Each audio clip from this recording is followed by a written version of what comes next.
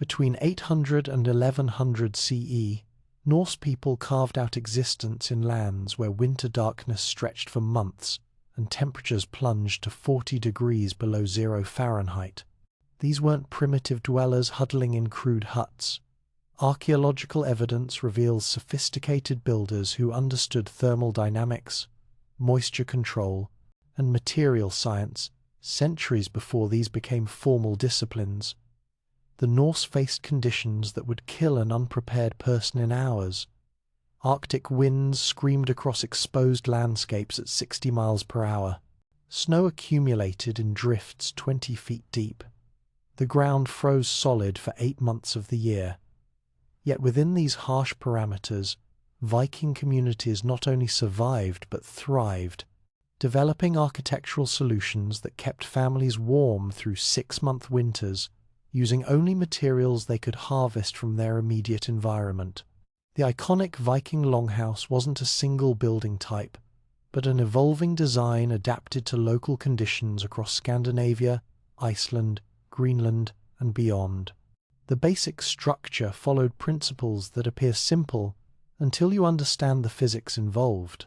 Builders excavated foundations 2 to 3 feet into the earth, deep enough to reach below the frost line, where ground temperature remained stable year-round at around 45 degrees Fahrenheit. This created a natural insulation layer and prevented the freeze-thaw cycles that would crack stone foundations and shift wooden posts. The excavated soil became the primary building material for walls, mixed with organic matter and stacked as turf blocks that would bind together as grass roots intertwined. Load-bearing posts made from pine, oak, or birch, whichever the region provided, were set into the ground at intervals of 10 to 12 feet. These weren't simply stuck in holes. Vikings understood that wood rots when exposed to moisture, so they charred the underground portions of posts in controlled fires. This carbonization created a water-resistant layer that could last decades. In areas where large timber was scarce, they built with smaller logs or used whale bones as structural elements. The ribs of a bowhead whale span 15 feet and remain intact for centuries. Archaeological sites in Greenland reveal longhouses with door frames constructed entirely from whale jawbones, each bone carefully selected for its curve and strength. The Norse didn't see this as making do with inferior materials. Whalebone proved superior to wood in some applications, never rotting and possessing compressive strength that allowed it to support massive roof loads.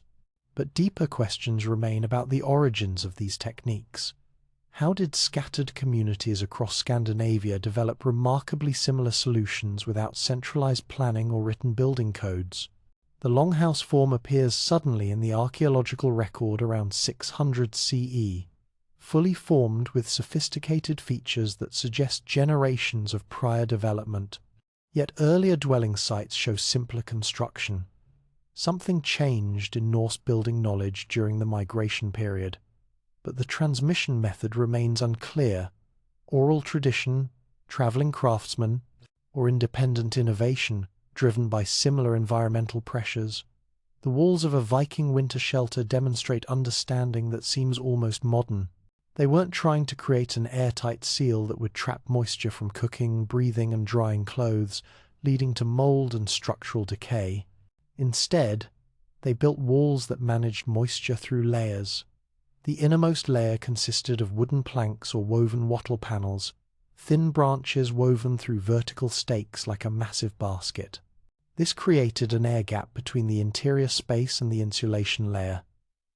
Then came the primary insulation. Turf blocks stacked 3 to 4 feet thick. These weren't just dirt. Norse builders cut turf from meadows where root systems created a fibrous mat.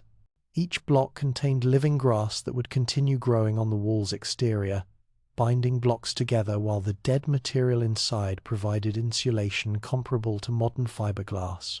The outer surface sloped at angles calculated to shed water. Vikings understood that vertical walls collect moisture from rain and melting snow, which then penetrates the structure. By angling walls outward at the base and creating overhanging eaves, they kept most moisture away from the building envelope. In regions with access to stone, builders created double walls with rubble fill between, essentially creating a primitive version of modern cavity wall insulation. The air pockets between irregular stones trapped heat while allowing moisture to dissipate. Recent archaeological surveys using ground-penetrating radar have revealed that some Icelandic longhouses incorporated drainage systems beneath their walls, channels filled with gravel that collected and diverted groundwater away from foundations. This level of planning suggests the Norse possessed systematic knowledge of hydrology and soil mechanics. What we've discovered is only the beginning. Analysis of turf walls from abandoned settlements shows they were often rebuilt on cycles, matching 20 to 30 years. But we don't know if this reflects the natural lifespan of the materials or cultural practices about renewal. Chemical analysis of soil from wall cores reveals unusual compositions, suggesting Norse builders may have deliberately mixed additives we haven't identified.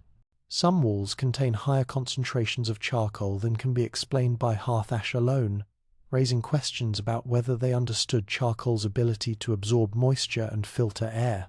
Viking roofs had to support extraordinary loads. A turf roof measuring 60 feet by 20 feet, typical for a prosperous longhouse, could weigh 30 tons when saturated with rain or covered in wet snow. The structural solution involved sophisticated joinery. Curved timber beams, often naturally curved roots or branches, selected specifically for this purpose, spanned the width of the building, transferring roof weight to the load-bearing posts. Smaller crossbeams created a lattice strong enough that excavators have found examples still partially intact after 1,000 years of exposure. Over this lattice went a layer of birch bark, which is naturally waterproof due to betulin content, the same compound now extracted for pharmaceutical applications. Archaeological sites have recovered birch bark roofing material still intact after 1,000 years in waterlogged conditions, the bark's cellular structure preserved by the very compounds that made it effective as waterproofing. Above the bark went turf, laid in overlapping courses like shingles, grass side up. The grass continued growing, creating a living roof that actually became more weatherproof over time as roots knitted together. These roofs provided insulation values of R20 to R30, in modern terms comparable to 6 to 10 inches of fiberglass insulation. But they also created ecosystems. Birds nested in the thick turf, plants bloomed on the roof in summer, insects colonized the structure. Some Icelandic sagas mention roofs where sheep could graze an image, often dismissed as poetic exaggeration, until archaeologists found longhouses with roof structures strong enough to support livestock weight and access ramps that would allow animals to climb onto the roof. The pitch of Viking roofs varied by latitude and snowfall in patterns we're still mapping. In areas with heavy snow, steeper pitches allowed snow to slide off, reducing structural load. In windy coastal areas, lower pitches presented less surface for wind to catch. But the correlation isn't perfect. Some high snow regions show low-pitched roofs, and some coastal sites show steep pitches. Either Norse builders knew something about local wind and snow patterns that we haven't rediscovered, or other factors, perhaps religious or social, influence design decisions in ways that aren't obvious from ruins alone. The most sophisticated roofs in Iceland and Greenland used multiple layers: turf over bark, over planks, over another layer of turf, creating insulation thick enough that snow on the roof wouldn't melt from interior heat. This snow provided an additional insulating blanket, with R values increasing with snow depth. The Vikings essentially designed roofs that became more effective insulators as winter conditions worsened, a principle modern Arctic architecture has only recently rediscovered. What remains beyond our current detection is the full extent of regional variation and innovation. Most longhouses have collapsed into mounds that blend into the landscape. Iceland alone may contain 10,000 unexcavated sites. Each represents potential evidence of techniques we haven't documented. Ground-penetrating radar and LiDAR mapping from aircraft are revealing previously unknown settlements across Scandinavia, some in locations that challenge our understanding of where Norse people could survive. One recently discovered site in northern Norway sits above the Arctic Circle, in an area modern building codes consider too extreme for permanent habitation without modern heating. Yet radiocarbon dating confirms continuous occupation for 300 years. What techniques did those builders use? We simply don't know. Every Viking hall centered on a long hearth running down the middle of the building. This wasn't just for cooking, it was the primary heat source, the social center, the light source during months of darkness, and a carefully engineered system for managing smoke and heat distribution. The hearth was typically 4 to 6 feet wide and could extend 20 or 30 feet in large halls. It sat on a base of stones or clay that prevented the fire from spreading to surrounding materials, yet the placement and construction followed principles that suggest deep understanding of thermodynamics. The hearth was often slightly elevated or built with channels underneath that drew in cold air from floor level. This air heated and rose, creating a convection current that pulled in more cold air, establishing a circulation pattern that heated the entire hall. Archaeological excavations at Borg in Norway revealed hearth systems with stone-lined channels extending 6 feet in multiple directions from the central fire, a radiant heating system that distributed warmth through thermal mass. The stones absorbed heat during the day and released it through the night, moderating temperature swings that would otherwise make Viking winters unbearable. But here's where the complexity deepens. Analysis of ash layers in longhouse hearths shows they burned continuously for decades without rebuilding the hearth structure. Modern attempts to replicate this using period-appropriate materials typically result in cracked stones and structural failure within months. Something about Norse fire management, the types of fuel, the burning patterns, the maintenance procedures, kept these hearths functional for longer than our reconstructions achieve. The missing knowledge lies not in the construction, but in the operation, in practices that left no archaeological trace. Smoke management posed a significant challenge that Vikings solved through methods both elegant and mysterious. They didn't typically build chimneys in the early medieval period. The technology existed but wasn't common. Instead, they used smoke vents in the roof, openings that could be adjusted with movable covers to control draft. On calm days, they opened vents wide to let smoke escape. During storms, they partially closed vents to prevent wind from blowing smoke back into the hall. Some Icelandic longhouses show evidence of multiple vents positioned along the roof ridge, suggesting builders understood how to create negative pressure zones that pulled smoke upward regardless of wind direction. This seems primitive, until you consider that the smoke served important functions we're still documenting. As it rose and spread beneath the roof, it dried and preserved the turf, preventing rot. It also deposited creosote compounds that sealed gaps and added water resistance. The smoke drove out insects and prevented infestations that plagued medieval structures in warmer climates. Norse people accepted smokier interiors as a trade-off for these benefits, and archaeological evidence suggests they positioned sleeping platforms and work areas in zones where smoke naturally cleared. Recent computational fluid dynamics, modeling of longhouse air currents, reveals something unexpected. The combination of central hearth, specific roof angles, and vent placements created laminar flow patterns, smooth, predictable air movement that kept smoke concentrated in upper regions while maintaining breathable air at floor and bench level. This wasn't accidental. The consistency of these features across thousands of miles suggests intentional design, yet no written records describe the principles. Norse builders possessed practical knowledge of fluid dynamics centuries before Bernoulli formulated the mathematical principles, and they transmitted this knowledge through methods we haven't identified. The greatest threat to winter survival wasn't cold, it was moisture. A family of 6 to 10 people living in an enclosed space generates enormous amounts of water vapor from breathing, cooking, and drying clothes. If this moisture condenses inside walls or on cold surfaces, it creates mold, rot, and disease that killed more medieval people than freezing. Vikings solved this through multiple strategies, some obvious from archaeology, others revealed only through experimental archaeology conducted in modern reconstructions. First, they maintained the central fire continuously throughout winter. This wasn't just for heat. The fire dried the air, preventing condensation. But the fuel management required careful attention. Burning too hot created uncomfortable interior temperatures and wasted precious firewood. Burning too cool allowed moisture to accumulate. Norse people had to maintain a precise balance, adjusting fuel throughout the day and night. Saga accounts mention the importance of fire tending as a crucial household duty, with specific family members responsible for maintaining proper heat.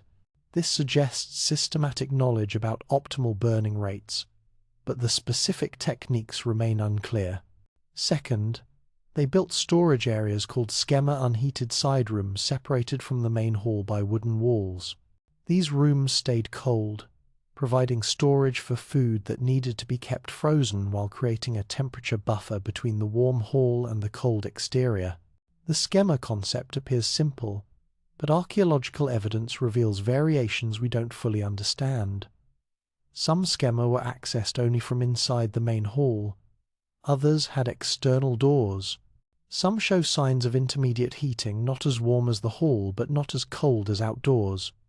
The logic behind these variations isn't obvious.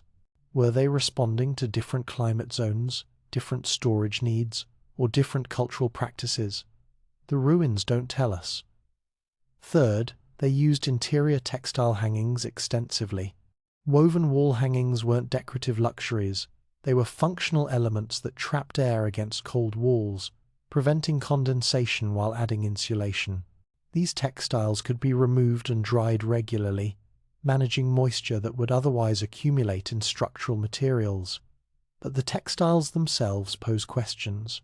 Wool absorbs moisture up to 30% of its weight before feeling wet, and it continues insulating even when damp properties that make it ideal for this application. Yet some longhouse sites show evidence of linen or plant fiber hangings in addition to wool. Why use materials with inferior insulation properties?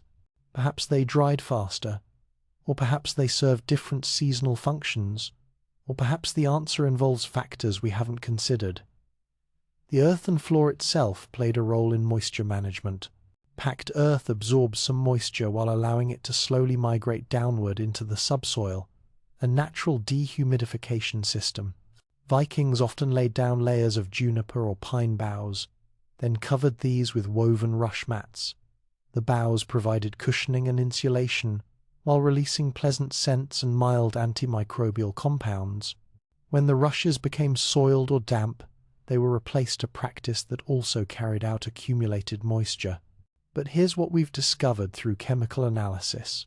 Some longhouse floors contain unusual mineral compositions, higher concentrations of calcium carbonate than natural soil would explain, higher levels of certain salts.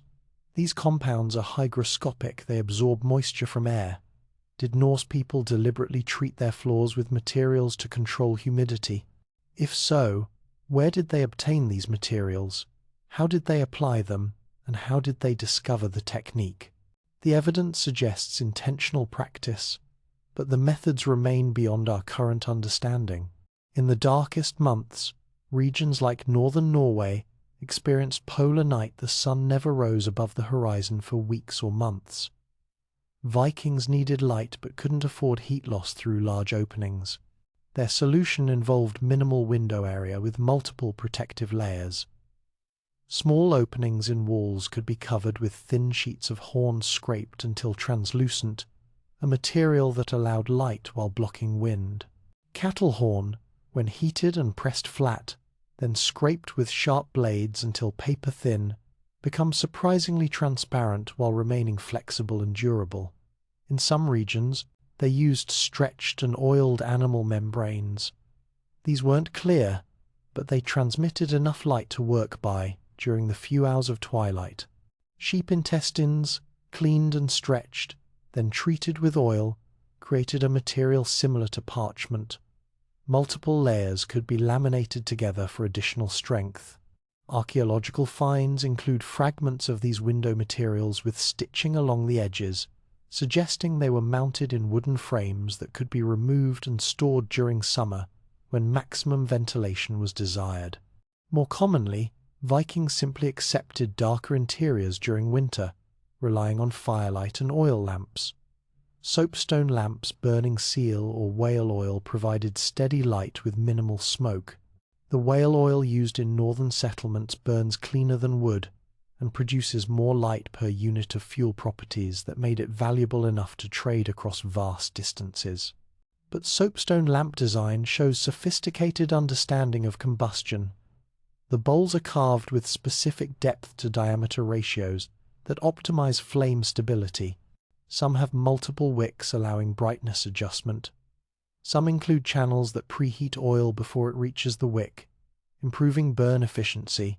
Recent experiments with replica lamps reveal that lamp placement within the hall followed patterns that maximized useful light while minimizing smoke interference. Lamps positioned at specific heights and distances from walls created overlapping pools of illumination that allowed multiple simultaneous activities: weaving, tool repair, food preparation without people blocking each other's light.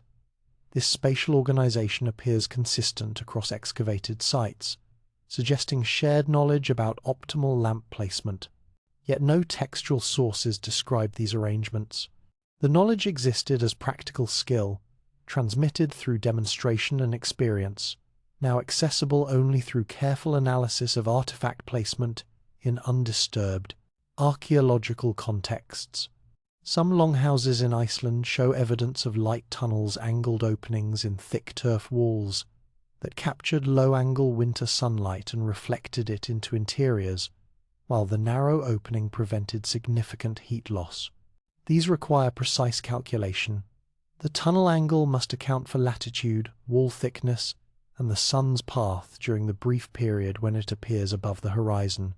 Too steep, and the tunnel admits no light. Too shallow, and it becomes a heat drain. The examples we've found function effectively, but we've discovered only a handful.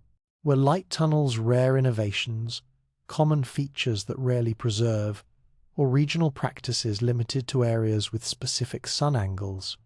The pattern remains incomplete. What we've documented is only the beginning of understanding Norse lighting strategies. Excavations continue to reveal artifacts whose purposes aren't immediately obvious. Small, polished metal plates that might have served as reflectors, suspended crystals that could have directed or diffused light, arrangements of white stones that may have enhanced illumination through reflection. Each discovery suggests greater sophistication than previous generations of archaeologists credited to Viking technology. The full system, how Norse people orchestrated fire, lamps, windows, and possibly other elements we haven't identified, created living conditions that allowed complex activities through 6 months of darkness. But significant gaps remain in our understanding of how all these elements work together, how people learned to manage them, and what other techniques existed that left no trace for us to find.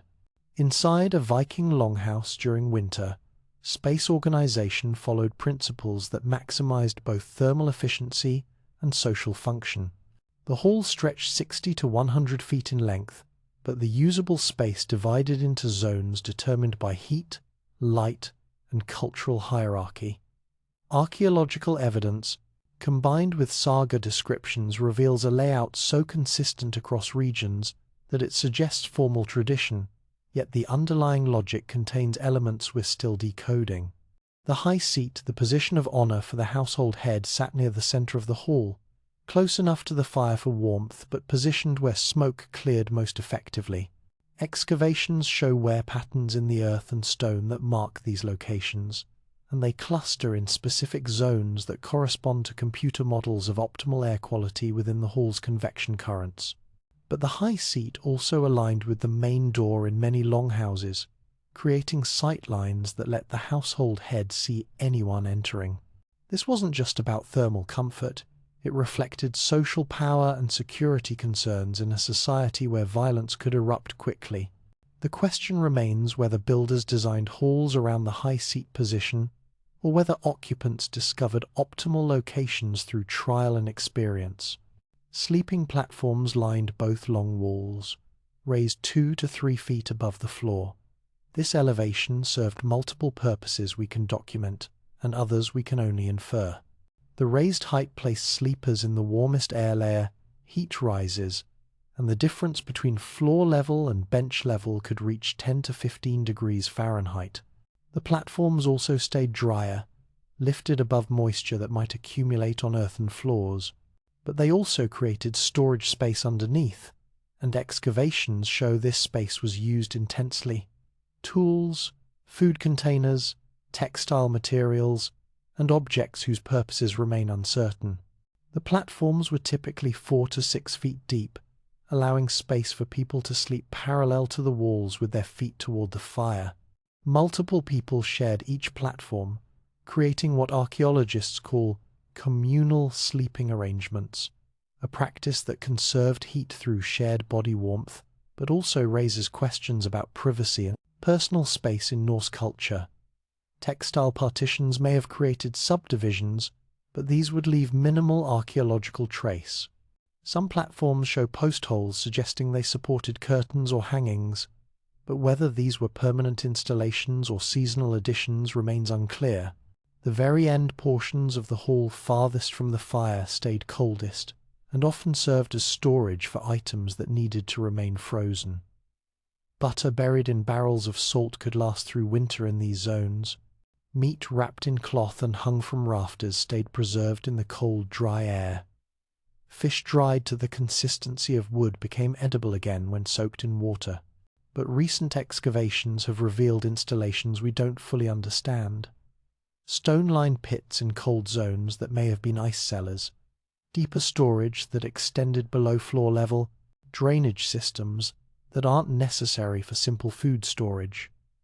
These features suggest more sophisticated food preservation methods than simple freezing. Women's work areas occupied specific zones where light and heat balanced with space for equipment. Weaving required good light, so looms typically stood near doors or light sources. But weaving also required fiber preparation, spinning, carding, dyeing, and these processes had different requirements. Spinning could happen in dimmer conditions. Dyeing required heat from the fire. Carding produced dust that needed ventilation. The spatial organization of these activities appears in the archaeological record through distinctive wear patterns, concentrations of specific artifacts, and chemical signatures in the soil. Iron-rich stains mark dyeing areas. Spindle walls cluster in specific zones. Loom weights the clay, or stone weights that tensioned warp threads appear in patterns that show where looms stood, sometimes for decades. But here's what puzzles researchers. These work zones sometimes appear in locations that seem suboptimal, from a thermal or lighting perspective.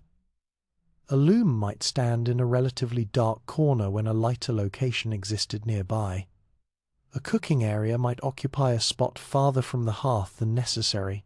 Either these placements reflect constraints we don't recognize, perhaps structural requirements, perhaps traffic flow patterns, perhaps social or religious considerations, or Norse people prioritized factors that aren't obvious from material remains alone. The complete logic of interior space use remains partially hidden. Food preparation during winter required constant attention and extensive equipment. The hearth served multiple cooking functions, simultaneously boiling in suspended pots, baking in clay vessels placed in ashes, roasting on spits. Archaeological assemblages from longhouse sites include hundreds of pottery sherds, iron pot fragments, soapstone vessel pieces, and tools whose functions we're still determining. Some tools are obvious iron cauldrons, ladles, knives. Others are mysterious, perforated stone discs that might have been trivets or weights or something else entirely. wooden objects with wear patterns, suggesting intense use but unclear purpose, bone implements carefully shaped but lacking obvious function. The diet itself reveals adaptation to extreme constraints. During summer, Vikings ate varied foods: fresh meat, fish, vegetables, dairy, fruits, grains. Winter contracted options dramatically.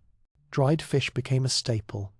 Consumed in quantities, modern nutritionists find alarming up to 2 pounds per person per day in some communities. Preserved butter, cheese, and skyr, a fermented dairy product, provided fats and proteins. Flatbread made from barley or rye lasted months when stored properly. But dietary reconstructions based on isotope analysis of Norse remains show variations we don't fully understand.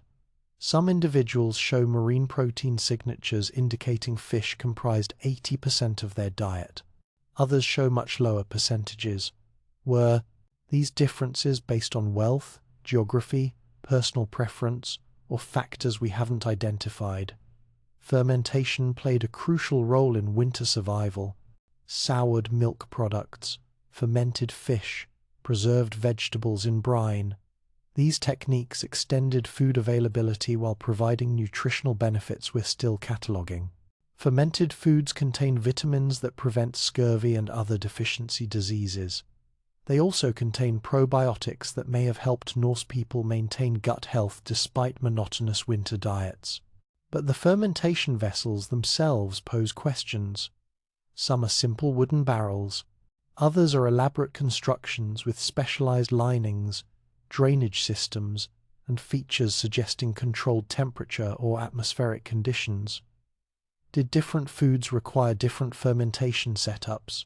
Did Norse people understand microbiology well enough to manipulate fermentation conditions deliberately?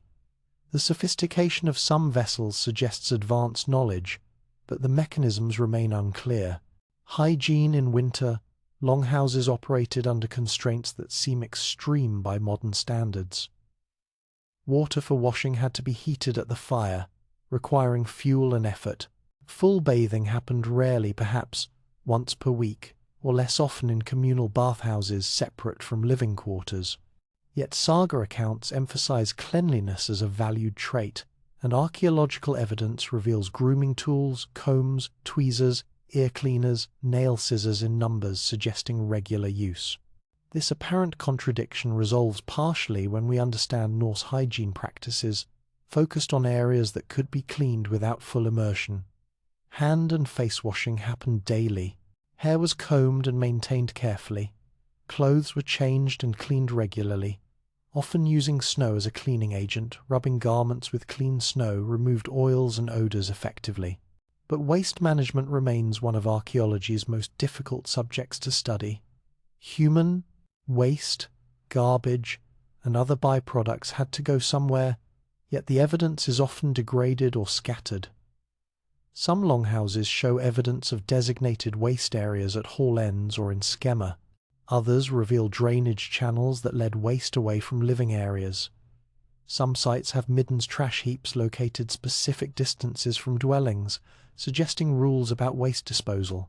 Chemical analysis of soil from longhouse sites reveals elevated nitrogen, phosphate, and other compounds indicating organic waste accumulation, but the patterns don't always align with our assumptions about where waste would be placed.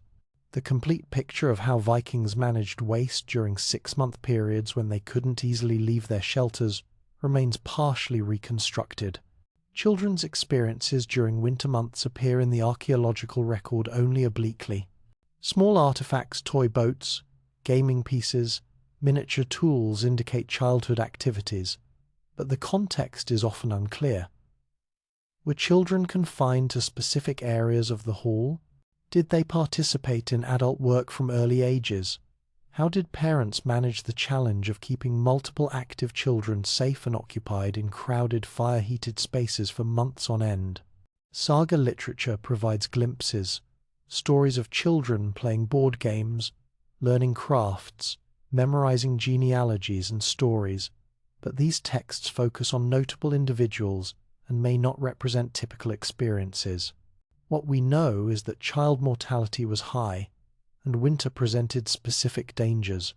Burns from the central fire, respiratory problems from smoke exposure, accidents in dark conditions, and diseases that spread through crowded quarters all threatened young lives. Yet Norse culture clearly valued children. Burials show careful attention to children's graves, including valuable grave goods that suggest emotional investment. The tension between harsh survival conditions and emotional attachment creates a picture of winter, childhood, that we're still assembling from fragmentary evidence. Social dynamics during winter confinement remain among the most intriguing unknowns. 6 to 20 people living in close quarters for 6 months, with limited privacy and constant proximity, must have required social mechanisms to prevent conflict. Some of these appear in written sources: elaborate codes of honor, formal methods for resolving disputes, social hierarchies that defined interaction patterns. But the daily reality of managing interpersonal relations in these conditions likely involved practices that left no written record and minimal archaeological trace. Evening entertainment broke the monotony of winter darkness.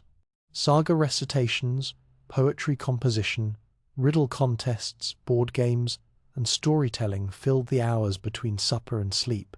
Some of these activities appear in material culture: gaming boards, carved into wooden planks, gaming pieces of bone and stone, decorated objects that might have served as props for storytelling. But the oral tradition itself, the stories, poems, and songs that structured Viking cultural identity, survives only in texts written down centuries after the Viking Age ended. How much was lost in that transmission? What stories did ordinary people tell around winter fires that never reached the scribes who recorded the sagas? The full richness of Norse oral culture remains largely inaccessible. Music and craft work also occupied winter hours. Musical instruments, lyres, flutes, horns appear in high-status graves, suggesting music was valued. But how common was musical performance in ordinary households? Did most longhouses include someone who could play an instrument, or was music a specialized skill? The archaeological evidence doesn't answer these questions definitively. Similarly, winter craft production, carving, metalwork, textile arts clearly happened during the months when outdoor work was impossible. But the scale and organization of this production isn't fully clear. Were households largely self-sufficient, each producing what they needed? Or did specialization and trade networks function even in winter, with certain households focusing on specific products? The patterns in artifact assemblages suggest both practices coexisted, but the details remain blurred. What remains beyond our current detection is the emotional and psychological experience of winter confinement. How did Norse people cope with darkness, cold, and close quarters? What mental strategies helped them maintain morale through months of deprivation? Modern psychology recognizes seasonal affective disorder and cabin fever as real challenges in northern climates, but we have no direct evidence of how Vikings conceptualized or addressed these issues. Did their culture provide frameworks for understanding winter depression? Did social structures help buffer individuals against psychological strain? Or did Norse people simply endure, accepting hardship as inevitable? The interior mental landscape of Viking winter remains a frontier we cannot directly access, visible only through the material traces of lives lived in conditions most modern people would find intolerable. When Norse explorers pushed beyond their Scandinavian homeland, they carried architectural knowledge into environments that tested every principle they understood. Iceland, Greenland, and briefly North America became laboratories where Viking building techniques either adapted or failed. The settlements that survived reveal innovations born from desperate necessity. The settlements that disappeared leave questions about what went wrong and whether better shelter design could have changed outcomes. Iceland presented challenges different from mainland Scandinavia. The island had virtually no native trees, just low scrub willow and birch that couldn't provide structural timber. Vikings arriving in 874 CE found a land rich in grass and poor in wood. Their response created an architectural tradition unique in the Norse world. Icelandic longhouses used turf almost exclusively, with timber reserved for critical structural elements that had to be imported or salvaged from driftwood. A single longhouse might consume every scrap of wood from a ship, leaving nothing for repairs or replacement. The result was buildings even more heavily insulated than Scandinavian models. Walls reached 6 to 8 feet thick, not because builders desired extra insulation, but because turf construction required thickness for structural integrity. These massive walls created thermal mass that moderated temperature swings dramatically. Once warmed, an Icelandic longhouse held heat for days, even if the fire went out. But they also took longer to heat initially and required different ventilation strategies. The thicker walls reduced air infiltration to levels that made carbon dioxide build-up a real danger if fires burned inefficiently or ventilation was inadequate. Archaeological evidence from abandoned Icelandic farms shows experimentation across centuries. Early settlers built longhouses following Scandinavian patterns closely. Later generations developed distinctively. Icelandic forms the passageway house, where multiple rooms connected through tunnels, insulated by turf, allowing movement between spaces without exposing occupants to exterior weather. Some of these complexes stretched over 200 feet, containing living quarters, storage, workshops, and livestock areas, all accessible through interior passages. The largest could house 30 people and 100 animals through winter without anyone stepping outside. But here's what we don't fully understand: the decision-making process behind these designs. Archaeological layers show buildings being demolished and rebuilt repeatedly on the same site, sometimes following similar plans, sometimes changing dramatically. What drove these changes? Climate fluctuations that made old designs inadequate, social changes that required different space configurations, accumulation of knowledge that suggested better approaches, or simply individual builders' preferences. The physical remains document the changes, but not the reasoning. Greenland pushed Norse survival capabilities to absolute limits. Eric the Red established the first settlements in 985 CE, founding two main colonies, the eastern settlement near the southern tip and the western settlement farther north. The climate was marginally warmer then than now, but still brutal. Winter temperatures reached -40 degrees Fahrenheit. Sea ice prevented ship travel for 8 months. Vegetation consisted of low tundra plants, unsuitable for construction. The Norse built with whatever materials existed. Stone became the primary structural element, with walls constructed from stacked flat rocks without mortar, dry stone construction that required careful stone selection and precise placement. Turf covered the stone, providing insulation but also adding tremendous weight that stone walls had to support.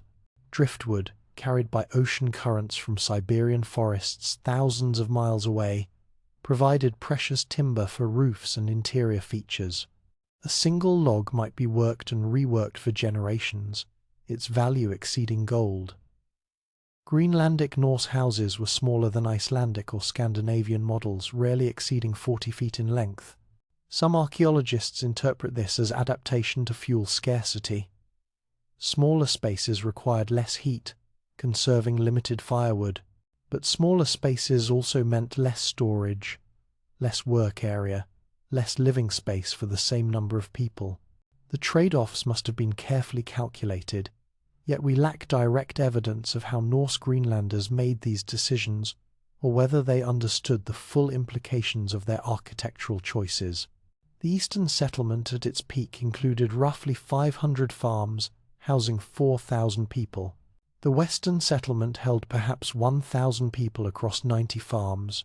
Both settlements required shelter designs that protected people not just through winter, but through conditions that would kill unprotected humans in minutes. Archaeological evidence shows they succeeded for centuries. Farms remained occupied for 400 years. Children were born, raised, and grew old in these extreme conditions. The shelters worked well enough to sustain multiple generations, but both settlements also show signs of increasing stress over time. Later buildings are smaller, more crudely constructed, often built partially using stone and turf from earlier structures, recycling materials rather than quarrying fresh stone. Middens contain bones of animals that indicate dietary desperation. More seals, fewer domesticated animals, bones split and processed more thoroughly to extract every calorie. Whether shelter design contributed to this decline remains debated. Did inadequate buildings increase fuel consumption, depleting local resources faster? Did construction methods damage the fragile ecosystem by stripping turf from land that couldn't regenerate? Or did buildings function adequately, while other factors, climate change, economic isolation, cultural rigidity, doomed the settlements regardless of architecture? The western settlement was abandoned around 1340 CE. The last written record describes finding farms empty but intact animals dead in their stalls, no signs of violence or hurried departure.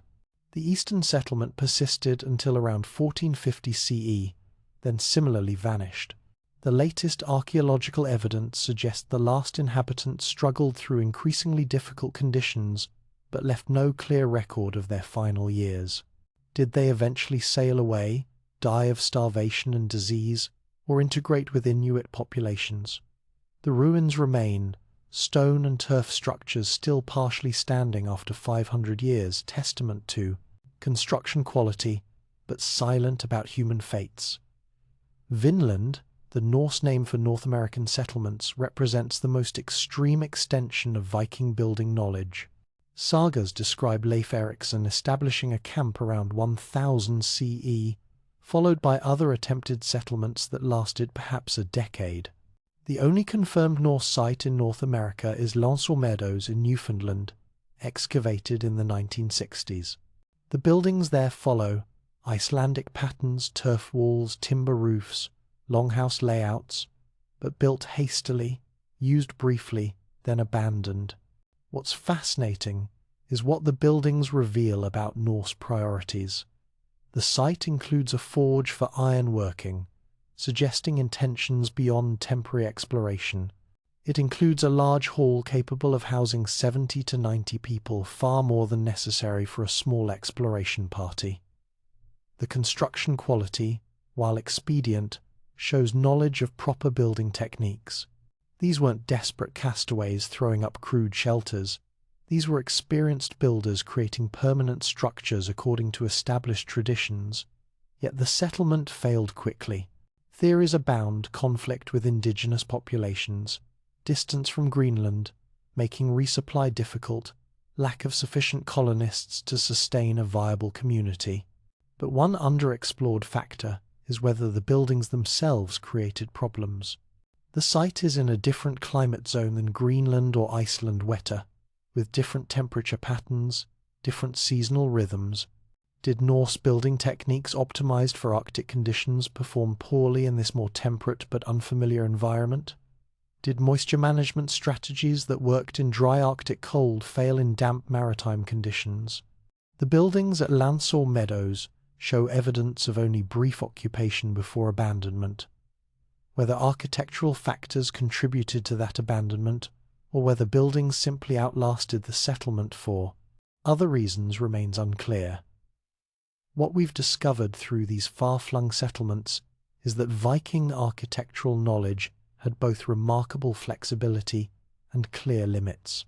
Norse builders successfully adapted core principles across a range of environments, from coastal Norway to central Iceland to Arctic Greenland, maintaining communities in locations that challenge modern technology. But they also failed at the extremes. The Vinland settlements didn't persist.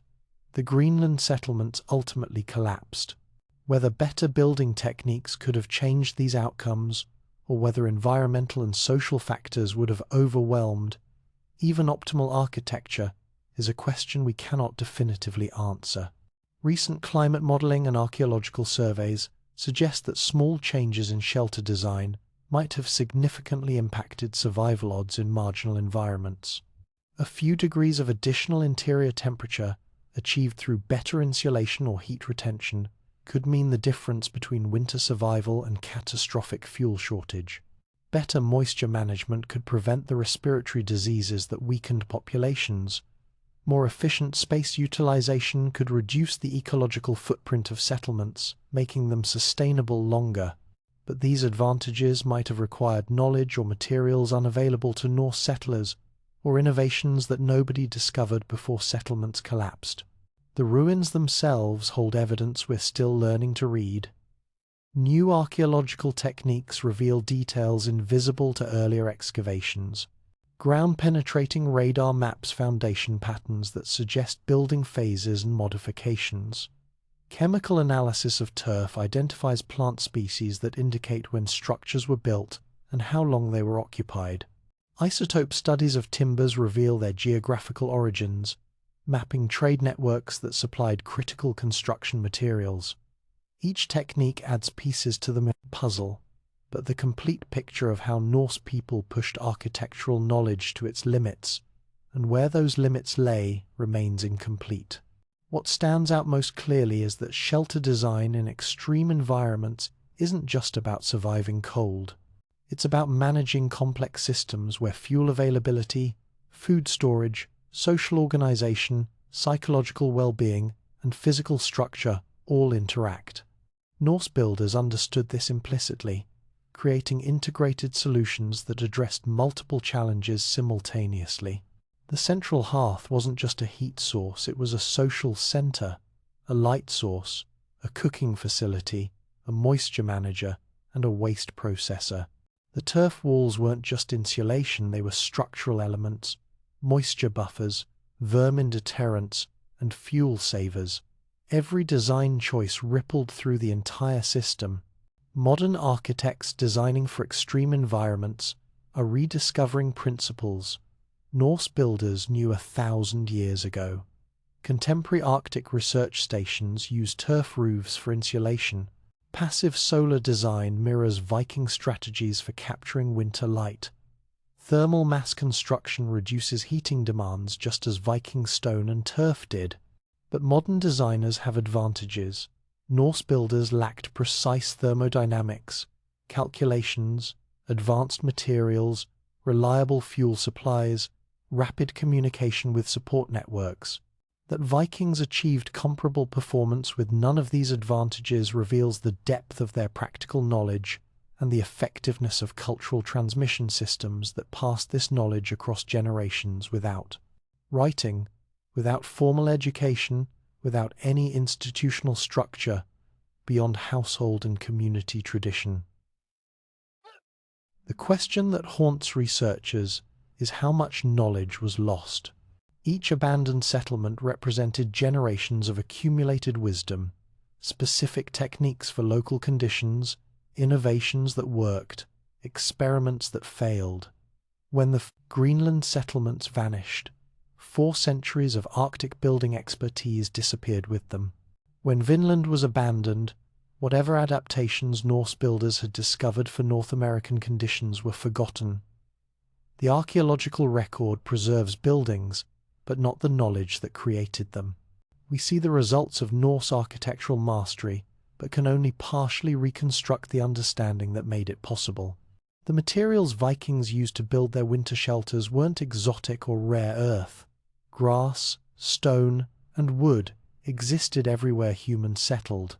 What made Viking architecture remarkable was understanding how to combine common materials into systems that performed far beyond what the individual components could achieve alone. Recent scientific analysis of preserved building materials reveals sophistication that challenges assumptions about medieval technology and raises questions about knowledge transmission across cultures and centuries. Turf block construction appears deceptively simple. Cut rectangular sections from meadows, where grass roots bind soil into cohesive masses.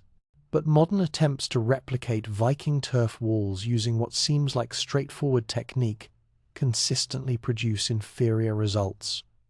The blocks crack and crumble, the walls slump and lose structural integrity.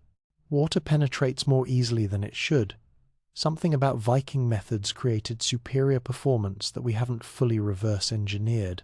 Recent microscopic analysis of turf from collapsed longhouse walls reveals unexpected complexity. The turf contains not just grass roots but intricate networks of fungal hyphae microscopic threads that bind soil particles even more effectively than roots alone.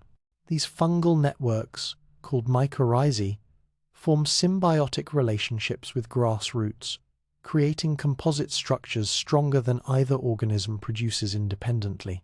The presence of specific fungal species in Viking turf blocks suggests Norse builders may have selected cutting locations based on criteria we're only beginning to understand. Did they deliberately choose meadows where particular fungi grew? Did they recognize that turf from certain soil types performed better? Or did they simply follow traditional cutting grounds established by trial and error over generations? The distribution of fungal species in archaeological turf samples shows patterns that might indicate intentional selection, but proving intent from thousand-year-old evidence remains challenging. What's clear is that Viking turf walls contained biological complexity that contributed to their performance in ways builders may or may not have understood explicitly. The cutting and stacking process also involved techniques not obvious from casual observation. Experimental archaeologists have found that turf orientation matters. Blocks stacked with grass layers parallel to the wall face perform differently than blocks oriented perpendicular. The interlocking pattern of successive layers affects structural stability dramatically.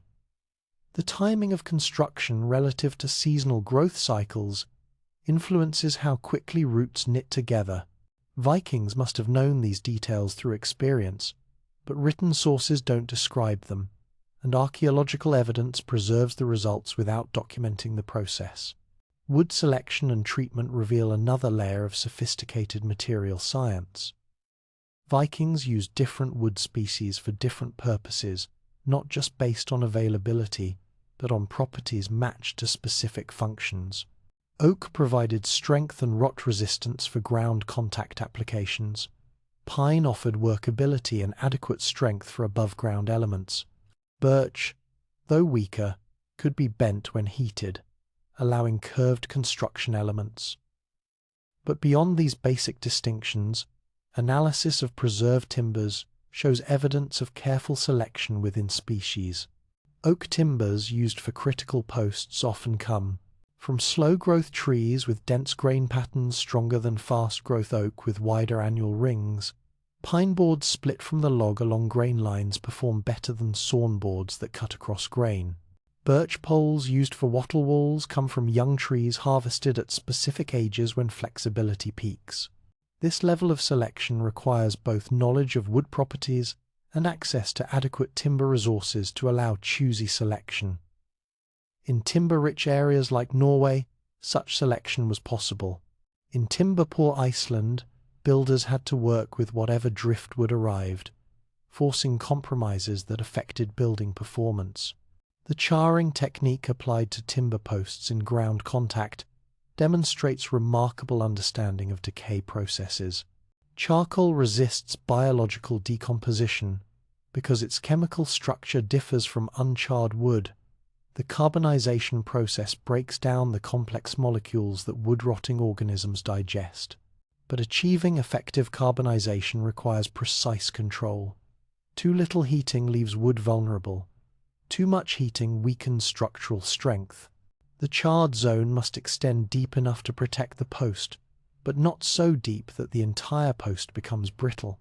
Archaeological timbers show char layers typically 3 to 6 millimeters thick, remarkably consistent across sites, separated by hundreds of miles and centuries. This consistency suggests standardized technique, but how was it taught and maintained? Did apprentice builders learn by watching experts? Did they practice on scraps before working on actual buildings? Did standards emerge through trial and error as failed posts were examined and techniques adjusted? The uniformity of results implies systematic knowledge, but the transmission mechanism remains invisible in the historical record. Stone selection and placement in dry stone walls follows principles that modern engineers are still cataloguing.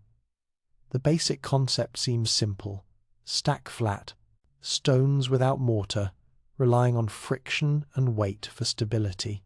But creating walls that remain stable through freeze-thaw cycles, support roof loads, and resist earthquake shaking requires sophisticated understanding of mechanical principles. Each stone must rest on at least 2 stones below it, bridging the gap between them. Larger stones go at the base and corners. Through stones span the wall thickness, tying faces together. The wall must tilt slightly inward for stability.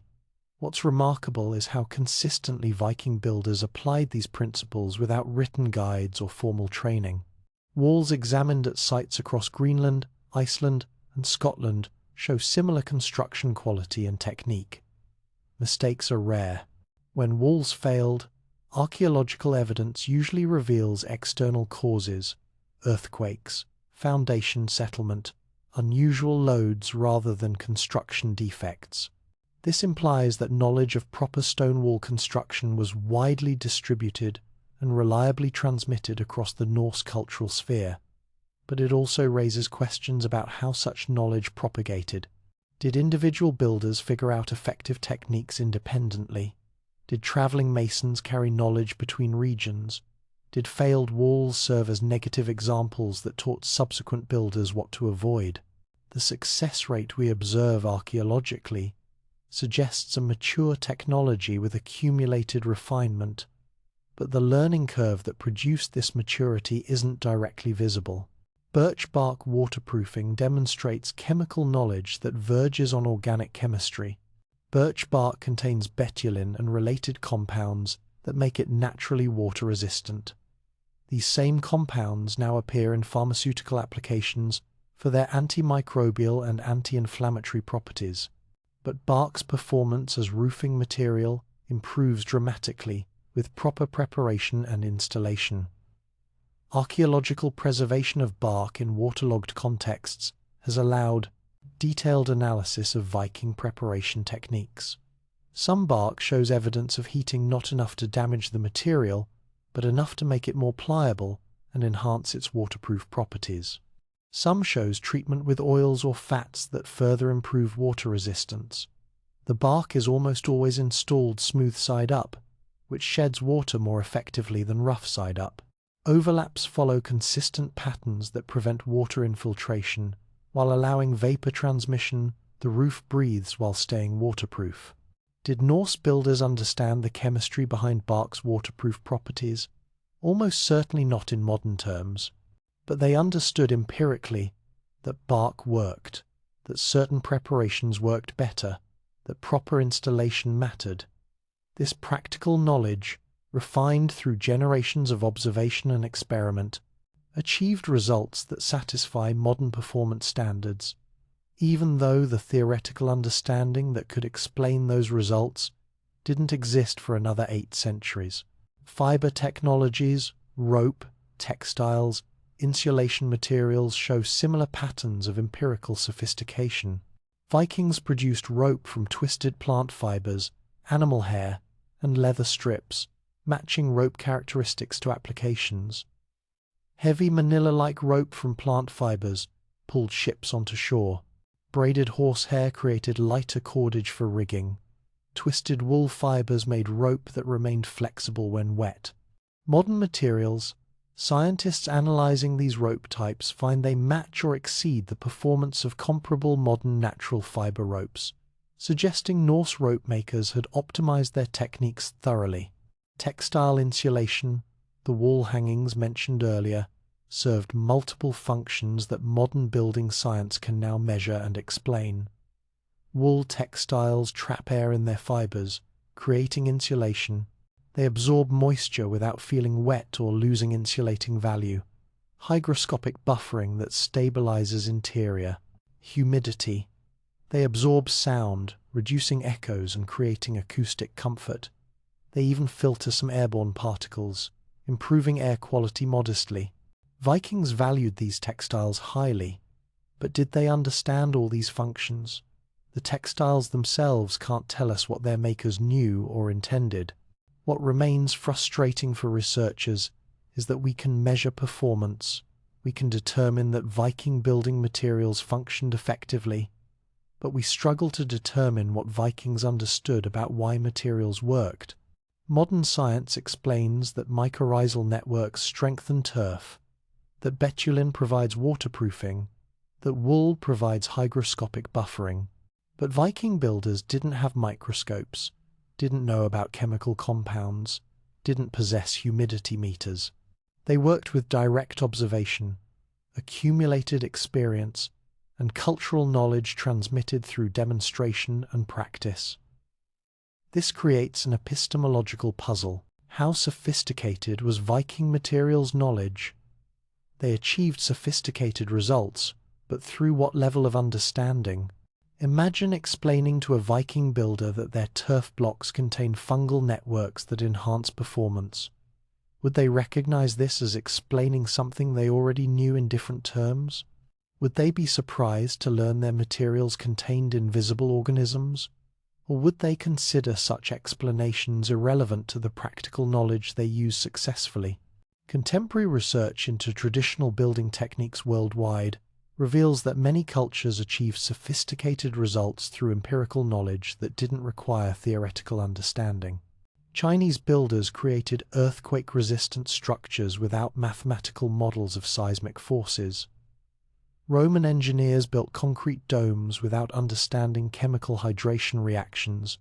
Indigenous Arctic peoples created snow shelters with thermal performance comparable to modern insulated tents without thermodynamics equations. Vikings fit into this larger pattern, achieving practical mastery without theoretical frameworks. But this raises another question. Did the lack of theoretical understanding limit further development? Could Vikings have achieved even better building performance if they'd understood the scientific principles underlying their techniques? Or did empirical refinement through trial and error actually produce optimal solutions that theory-guided design might not have improved? Modern engineers sometimes discover that traditional techniques, when analyzed scientifically, prove to be remarkably efficient, evolved solutions to complex problems that formal optimization might not better. The integration of multiple materials into functioning building systems demonstrates systems-level thinking that transcends individual material properties. A Viking roof isn't just birch bark or just turf, it's a layered assembly where each material contributes specific properties, while the combination performs better than any single material could. The structural timbers support weight, the bark blocks water, the turf insulates and protects the bark. Together, they create a roofing system that lasts decades with minimal maintenance. Similarly, the wall assembly woven wattle, creating airspace, turf blocks providing insulation, living grass binding the exterior works as an integrated system. Remove any element, and performance degrades. But understanding emerges from analyzing how elements interact, not just how each performs individually. Did Viking builders think in these systems terms? Evidence suggests they must have, at least implicitly, because they consistently built integrated assemblies rather than simple single material structures. What we've uncovered through materials analysis is only the beginning of understanding Norse building science. New analytical techniques continue to reveal details invisible to earlier researchers. Dendrochronology tree ring dating reveals not just when timber was cut, but also growing conditions that affected wood properties. Pollen analysis of turf identifies specific meadow types used for cutting blocks. Protein residue analysis detects animal products used as binders or waterproofing treatments. Stable isotope analysis traces material origins across vast distances. Each technique adds data, but data accumulation doesn't automatically produce understanding. We're generating information about Viking building materials faster than we can integrate it into coherent explanations of how Norse builders thought and worked. The fundamental challenge remains. We're trying to reconstruct practical knowledge, skills, judgment, tacit understanding from physical artifacts that represent the results of that knowledge but not the knowledge itself. It's like trying to understand how someone thinks by examining what they built, without being able to ask them questions or watch them work. The closest we can come is experimental archaeology, actually building structures using Viking techniques and materials. These projects have revealed immense amounts about how Norse construction worked. They've demonstrated that turf walls require specific moisture content during construction. They've shown that roof installation must proceed in particular sequences. They've proven that seemingly minor details, how tightly wattle is woven, how deeply posts are buried, how steeply roofs pitch, dramatically affect final performance. But experimental archaeology also reveals how much knowledge we lack. Modern builders attempting Viking construction face countless decision points where written sources provide no guidance and archaeological remains offer no clues. Which direction should turf grass face when stacking blocks? How wet should turf be during construction? How long should cut turf season before use? These questions have answers. Viking builders made these decisions successfully for centuries, but discovering those answers requires extensive trial and error that may or may not replicate the Viking learning process. By 1300 CE, something fundamental shifted in Norse building traditions. The long, low, turf-walled longhouses that had sheltered Scandinavian families for 5 centuries began disappearing, replaced by different architectural forms that reflected changing climate, economics, and culture. This transition wasn't sudden or uniform, but across several generations, centuries of accumulated building knowledge either transformed into something new or simply vanished. Understanding what happened and why reveals as much about how practical knowledge survives as about how it disappears. The medieval warm period, which had made Norse expansion possible, ended around 1250 CE. Temperatures dropped across the North Atlantic. Growing seasons shortened by weeks. Sea ice expanded, blocking shipping routes that connected Greenland and Iceland to Scandinavia. Winter cold intensified, not dramatically, perhaps only 3 to 5 degrees Fahrenheit on average, but enough to stress agricultural systems already operating at survival margins. Communities that had thrived for generations found themselves struggling with harvests that failed more often, livestock that died in colder winters, and fuel supplies that ran short more frequently. Archaeological evidence shows building responses to this cooling. In Iceland, longhouses built after 1300 CE have thicker walls than earlier structures, sometimes reaching 10 feet thick compared to 6 feet in earlier centuries. Roof insulation increases. Buildings become smaller, reducing interior volume that required heating.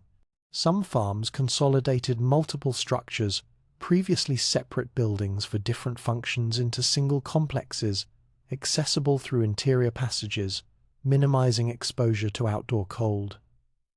These changes represent logical adaptations to worsening climate, but they also represent increased construction costs and maintenance burdens at precisely the time when communities had fewer resources to spare.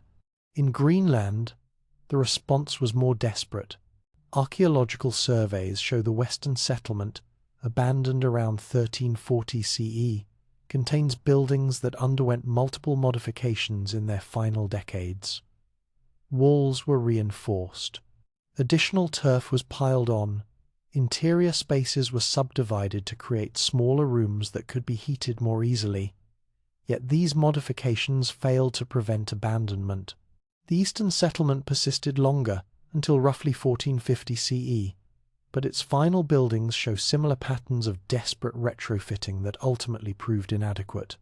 But climate change alone doesn't fully explain the transformation of Norse building traditions. Economic and social changes played crucial roles. The rise of Bergen, Norway, as a trade centre in the 1300s, created new economic networks that shifted power away from independent farming communities toward merchant classes. Timber became an export commodity valuable enough that Norwegians began conserving forests rather than harvesting them freely for construction. This made traditional timber-framed longhouses more expensive to build and repair. Simultaneously, architectural ideas from continental Europe penetrated Scandinavia through increased trade and cultural exchange. Two-story buildings with stone foundations and timber framing common in Germany and England offered advantages in increasingly urbanized Norwegian towns. These structures could be built on smaller plots, housed more people in less ground area, and aligned better with emerging concepts of private family space rather than communal hall living. By 1400 CE, wealthy Norwegian families were building houses that looked more German than Viking. The knowledge required to build traditional longhouses remained in rural areas longer than in towns. Farmers in remote valleys continued constructing turf-walled buildings into the 1600s in some regions. But as timber became scarce and expensive, even conservative farmers adapted. In Iceland, where the longhouse tradition persisted longest, a new building form emerged, the Bústaðir or farm cluster. Instead of one large hall, Icelandic farms developed complexes of smaller interconnected buildings, each serving specific functions, all linked by turf-walled passages. This represented not abandonment of turf construction, but evolution into different spatial organization. Yet something was lost in this evolution. The Bústaðir buildings were smaller, simpler in construction, less sophisticated in their thermal management. The intricate interplay of fire, smoke, and airflow that characterized classic longhouses, that system of convection and ventilation that kept smoke in roof spaces while maintaining breathable air below, disappeared or degraded in the smaller, more compartmentalized structures. Whether this represented knowledge lost or knowledge deliberately abandoned in favor of simpler systems isn't entirely clear. Written sources from this transitional period remain frustratingly silent on practical building techniques. Saga literature, which preserved so much Norse culture, focused on heroes, battles, and family genealogies, not construction methods. Church documents recorded land ownership and tithes, but not how buildings were erected. Legal codes specified property rights, but not building standards. The knowledge that allowed Norse people to survive Arctic winters lived in the hands and minds of builders who left no written record of their expertise. Some knowledge did transfer to new contexts. Stone masonry skills that Vikings developed for foundations and walls continued in church construction. Norwegian stave churches, built from the 1100s through 1300s, incorporated timber techniques, with roots in longhouse construction, careful wood selection, precise joinery, structural systems that distributed loads cleverly.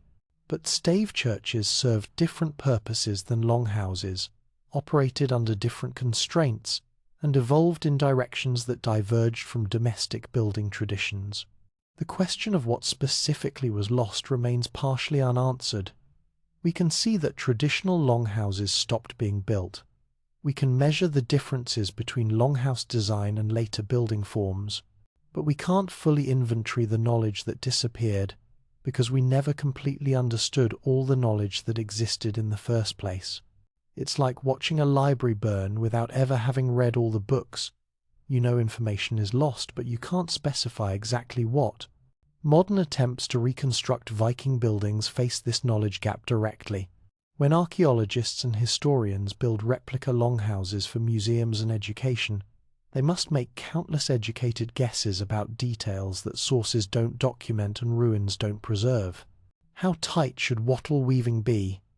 What's the optimal moisture content for turf at construction time?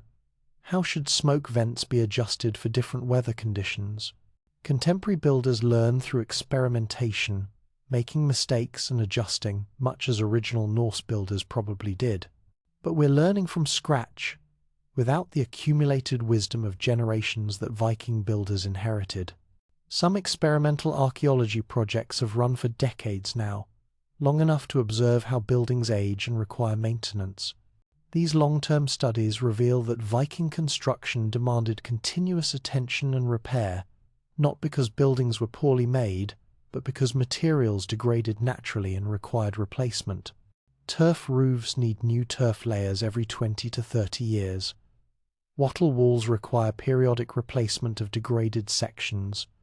Birch bark needs checking and patching. This maintenance required specific skills and knowledge.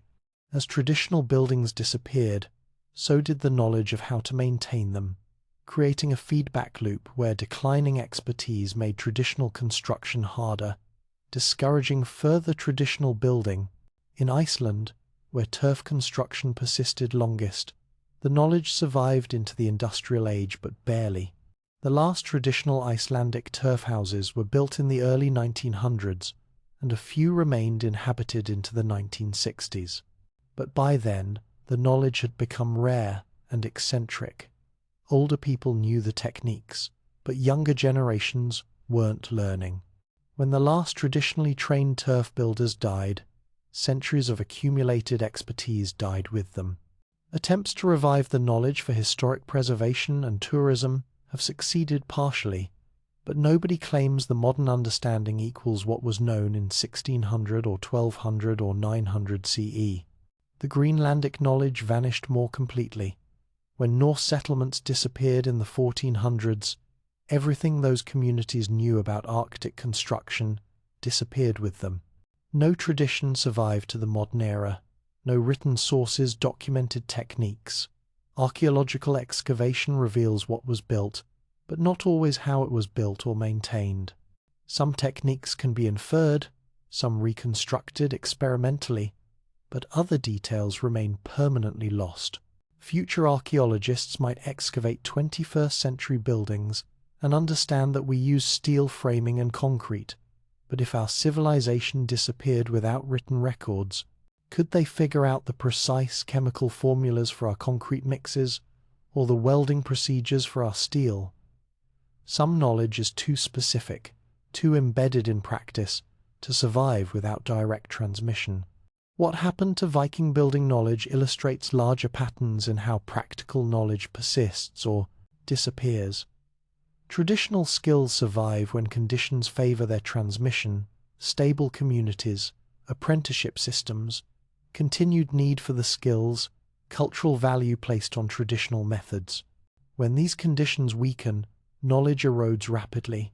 A single generation that doesn't learn techniques can break chains of transmission that persisted for centuries. And once broken, these chains rarely reconnect. Knowledge that took generations to develop can vanish in decades. Modern society faces similar risks with many traditional technologies. Indigenous building techniques, traditional crafts, folk knowledge about local environments all erode as people adopt modern alternatives, and as elders who hold traditional knowledge die without passing it on. Anthropologists and ethnographers race to document these knowledge systems before they disappear, but documentation isn't the same as living transmission. Reading about how to build a longhouse isn't the same as learning from someone who's built 10 of them and learned from someone who built 10 more. Climate change adds urgency to recovering traditional Arctic building knowledge. As modern civilization pushes into northern regions, mining, research stations, permanent settlements, we face challenges Viking builders encountered 1,000 years ago. How do you build structures that survive extreme cold with minimal energy input? How do you maintain buildings through 6-month winters when supplies can't be delivered?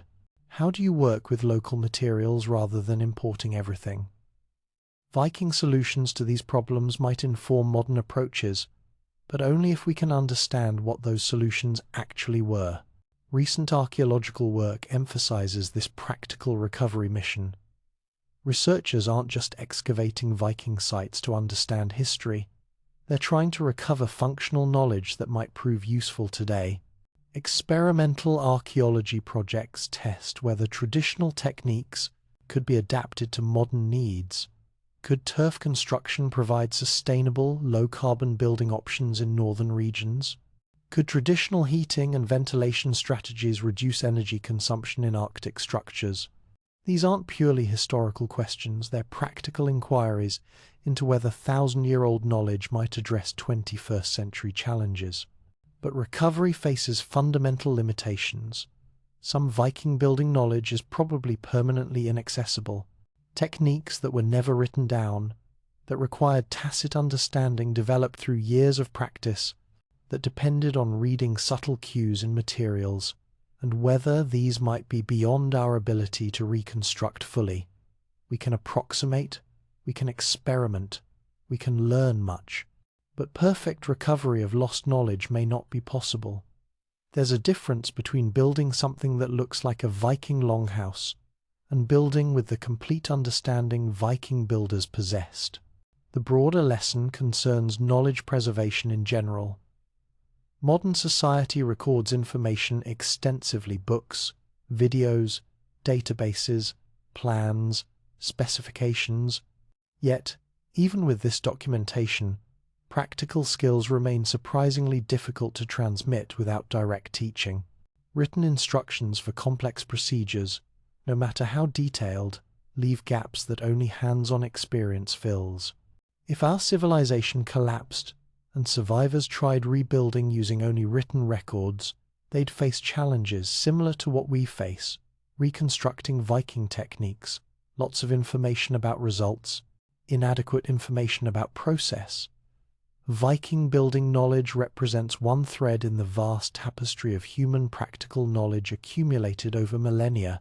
Some threads persist, woven into continuous traditions that stretch from ancient times to the present. Other threads break, leaving gaps we struggle to repair. The Viking thread broke partially enough, survived to give us glimpses of sophistication, not enough to grant complete understanding. We know they achieved remarkable results.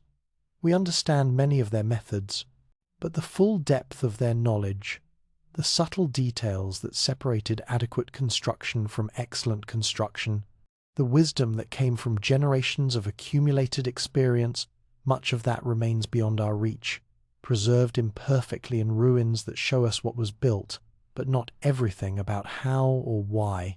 What echoes forward most clearly isn't specific techniques, but broader principles. Vikings succeeded by paying careful attention to local conditions, by using available materials cleverly, by integrating multiple functions into single elements, by thinking in terms of systems rather than isolated components. These principles transcend specific historical technologies. Whether building with turf and timber, or steel and concrete, these approaches remain valid. Perhaps that's what survives most meaningfully. Not the exact details of how to stack turf blocks, but the mindset that views building as problem-solving within constraints, as working with nature rather than against it, as achieving sophisticated results through clever application of simple materials. The ruins remain, scattered across northern landscapes, grass-covered mounds that once sheltered families through impossible winters. Each one represents successful solutions to survival challenges, solutions developed by people who couldn't consult engineering textbooks or building codes, but who nevertheless achieved what they needed to achieve. That achievement stands as testament to human ingenuity and adaptability. That so much of the knowledge behind those achievements has vanished stands as reminder of how fragile practical wisdom can be, how easily the accumulated understanding of generations can dissolve when conditions change and tradition breaks. Stand before the ruins of a 1,000-year-old longhouse in Iceland, where grass-covered mounds outline walls 6 feet thick and 60 feet long, and you're looking at more than archaeological remains. You're looking at a solution to a problem humanity faces again: how to maintain complex civilization in extreme environments with limited resources and unforgiving conditions. The Vikings solved this problem for 5 centuries across some of Earth's most hostile landscapes. What they learned, how they succeeded, and ultimately why their solutions failed carry implications that extend far beyond historical curiosity. The first revelation concerns the relationship between shelter and survival margins. Modern Arctic research stations, Antarctic bases, and high-altitude facilities operate with massive external support, regular resupply flights, advanced technology, evacuation options when things go wrong. Vikings had none of this. A farm in 14th century Greenland was 8 weeks by ship from the nearest significant community, and that only during the brief summer when seas were navigable. For 10 months of the year, each settlement stood completely isolated. If their shelters failed to protect them through winter, no rescue was possible. They had to get building design right, not as an engineering challenge, but as a life or death necessity. This created selection pressure on architectural knowledge. Techniques that worked, survived and spread. Methods that failed killed the people who used them, eliminating those approaches from the knowledge pool. Over generations, this brutal selection process refined Norse building practices to remarkable effectiveness. The buildings we can study archaeologically represent survivors, designs that succeeded well enough to keep people alive long enough to build more structures.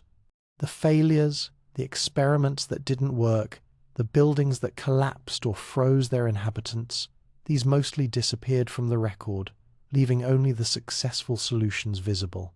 But here's what makes this fascinating for contemporary applications. The same selection pressure doesn't exist for modern buildings.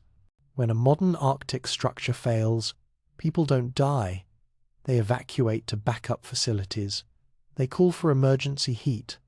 They replace failed components with shipped-in materials. This safety margin allows modern construction to use approaches that wouldn't survive Viking selection pressure. We can build inefficiently because we compensate with abundant energy. We can use materials that require constant maintenance because we have supply chains that deliver replacement parts. We can design without fully understanding local conditions because we have technology that brute forces solutions. Vikings couldn't do any of this. Their buildings had to work with minimal inputs, using only locally available materials, performing reliably through conditions that gave no second chances. This forced them to develop deep understanding of the actual requirements for winter survival, not theoretical understanding based on calculations, but empirical knowledge based on what actually kept people alive. That knowledge, recovered even partially through archaeology and experimental reconstruction, offers insights that formal engineering approaches might miss. The second revelation concerns systems integration. Viking longhouses weren't buildings in the modern sense of specialized structures designed for single purposes. They were integrated survival systems where shelter, heating, food storage, social organization, and daily activities all interconnected.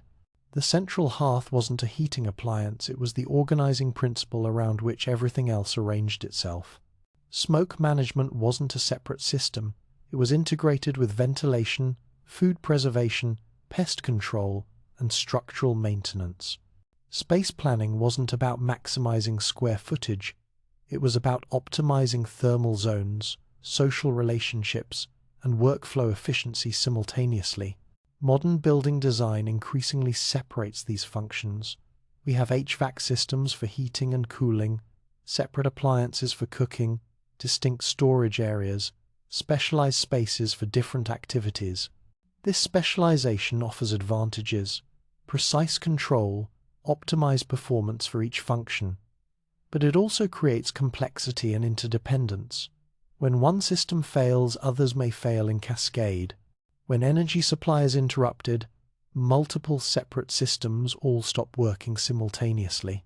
The integration that characterized Viking design created resilience. The building continued functioning as a system even when individual elements degraded or failed partially. This resilience principle appears repeatedly in traditional architecture worldwide, not just in Viking buildings. Indigenous Arctic peoples, Himalayan communities, desert dwellers, cultures that survived in extreme environments for centuries, developed integrated building systems rather than specialized structures. The common thread is that harsh conditions reward integration over specialization. When resources are scarce and margins are thin, buildings that do multiple things adequately outperform. buildings that do single things excellently, but require external support for everything else. The third revelation concerns the relationship between knowledge and technology. Vikings achieved sophisticated building performance without sophisticated tools. They worked with axes, adzes, saws, and muscle power technologies that hadn't changed fundamentally in millennia. Their success came not from better tools, but from better knowledge about how to use simple tools effectively. They understood their materials deeply, how wood splits along grain, how turf blocks bind when properly selected and stacked, how stone sits stably in drywall construction. This knowledge compensated for technological limitations. Modern construction follows the opposite pattern. We have extraordinary tools, power, equipment, precision instruments, advanced materials, but often superficial understanding of basic building science. We can calculate heat transfer coefficients, but might not recognize whether a material is suitable for an application without consulting specifications. We rely on manufactured products with certified performance, rather than learning to work with raw materials whose properties vary naturally. This creates capability, but also dependency. If supply chains fail or energy becomes unavailable, our sophisticated tools become useless, and our knowledge gaps become critical vulnerabilities. The question this raises isn't whether we should abandon modern technology. Obviously not. But it does suggest value in maintaining knowledge of low-technology approaches as backup capability. If circumstances disrupted modern construction methods, could we still build adequate shelter using basic tools and local materials? The Vikings proved this is possible. Whether modern builders could replicate their success using only their knowledge and our tools is uncertain. Most contemporary construction professionals have never built anything without manufactured materials, without power tools, without technical specifications. The knowledge gap between what's needed for low-tech construction and what most builders actually know might be surprisingly large. The fourth revelation concerns adaptation and innovation under constraints. Viking architecture evolved continuously throughout the Norse period, adapting to changing conditions while maintaining core principles. When climate cooled, buildings got thicker walls. When timber became scarce, designs shifted toward turf-dominant construction. When social organization changed, building layouts modified to reflect new patterns. This adaptability kept Norse building relevant across 5 centuries of environmental and cultural change.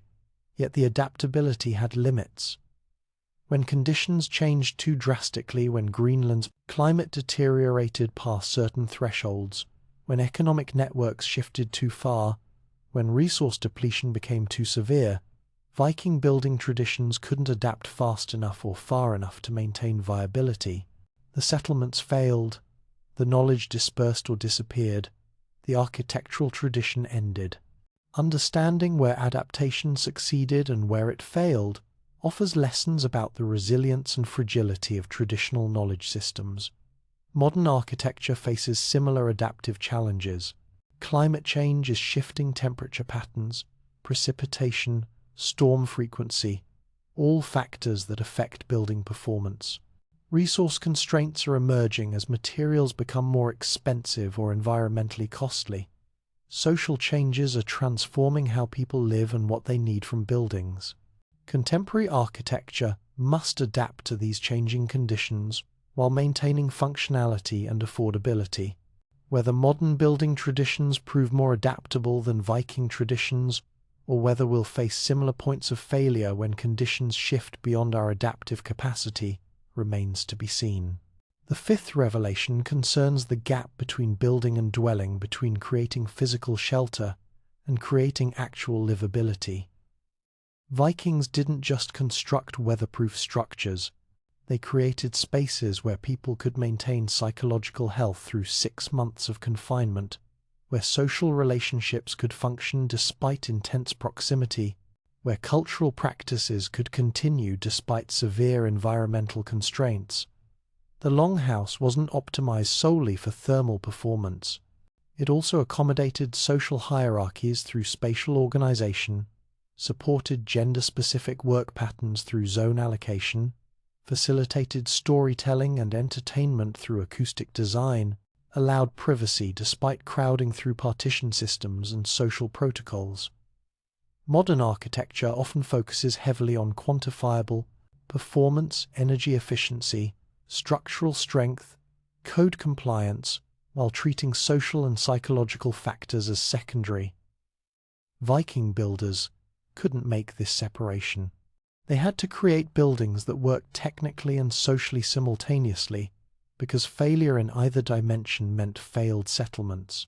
This holistic approach might offer guidance for contemporary design, especially for isolated facilities or extreme environment construction, where psychological factors weigh heavily on success. But deeper questions remain about the limits of what we can learn from Viking experience. Their buildings solved problems specific to their technology level, their social organization, their environmental conditions. How much of their wisdom transfers to contemporary situations where technology, society, and environment differ fundamentally? Is there universal knowledge about shelter that transcends historical context? Or is all building knowledge ultimately contingent on specific circumstances? Consider thermal performance. Viking buildings achieved impressive insulation values through massive turf walls, R values of 20 to 30 through sheer thickness. But modern insulation materials achieve equivalent performance in 2 inches rather than 6 feet. The Viking approach makes sense when turf is abundant and free while manufactured insulation is unavailable. In contexts where both options exist, is there any reason to choose the Viking method?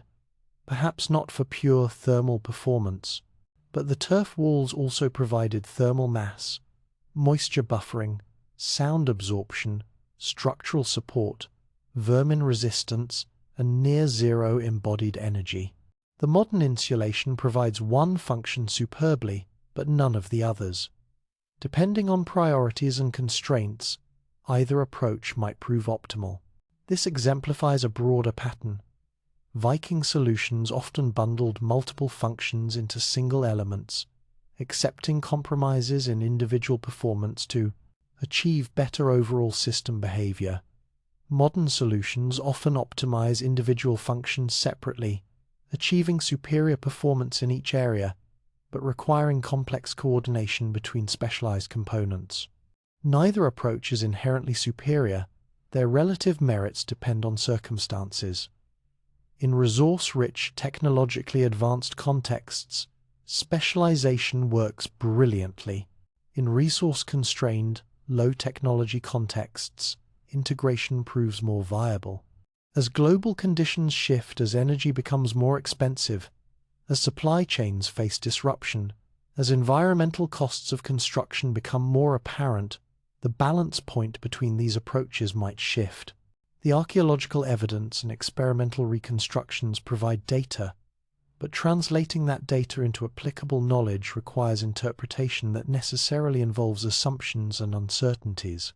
We can measure wall thickness, analyze material composition, map spatial organization, but we struggle to access the experiential knowledge, what it actually felt like to live in these buildings, what trade-offs felt acceptable or unacceptable to inhabitants, what aspects of design mattered most to people whose priorities and sensibilities differed from ours.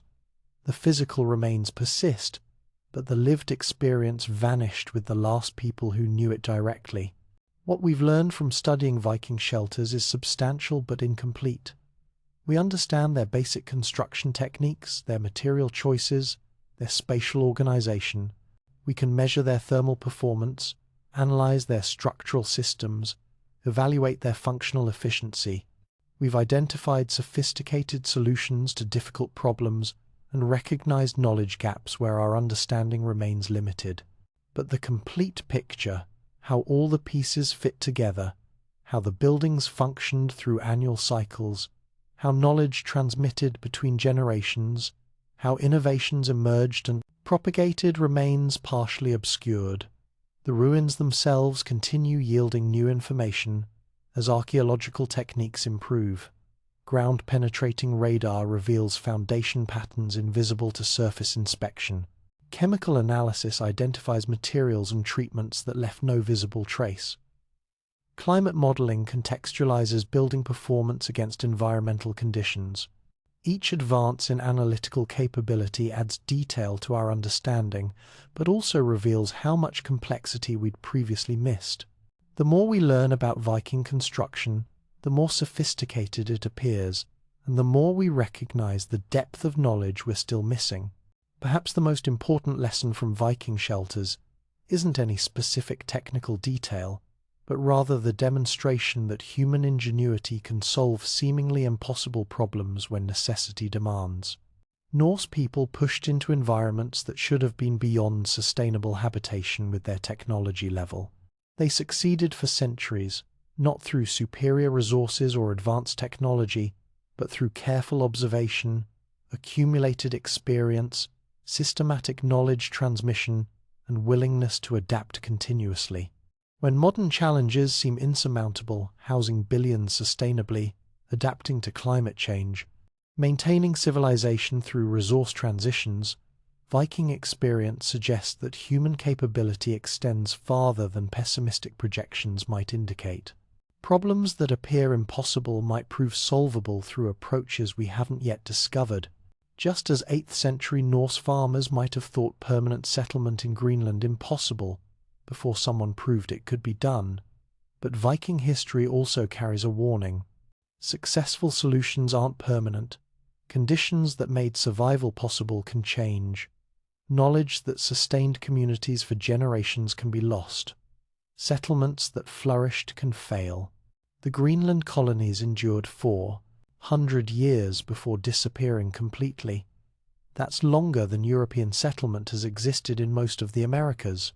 Yet those centuries of success didn't prevent ultimate failure when climate, economics, and society shifted beyond adaptation limits. Nothing guarantees that our contemporary solutions to survival challenges will prove more durable than theirs. The grass-covered mounds scattered across Greenland and Iceland stand as monuments to both human capability and human vulnerability, evidence that we can achieve extraordinary things, but also that nothing we build is permanent. The final question, then, is what we choose to take forward from Viking experience. Do we focus on recovering specific techniques that might prove useful again? Do we extract general principles about resilient design? Do we study Norse failures to avoid similar mistakes? Or do we simply acknowledge the historical achievement while recognizing that our path forward must be different, shaped by our own circumstances rather than by past solutions to different problems? Perhaps all of these simultaneously. Viking shelters represent one thread in the larger story of how humans inhabit marginal environments. That story continues today in Arctic research stations, high-altitude communities, desert cities, and anywhere people push against environmental limits. The specifics change, technology advances, societies transform, climates shift, but the fundamental challenge persists.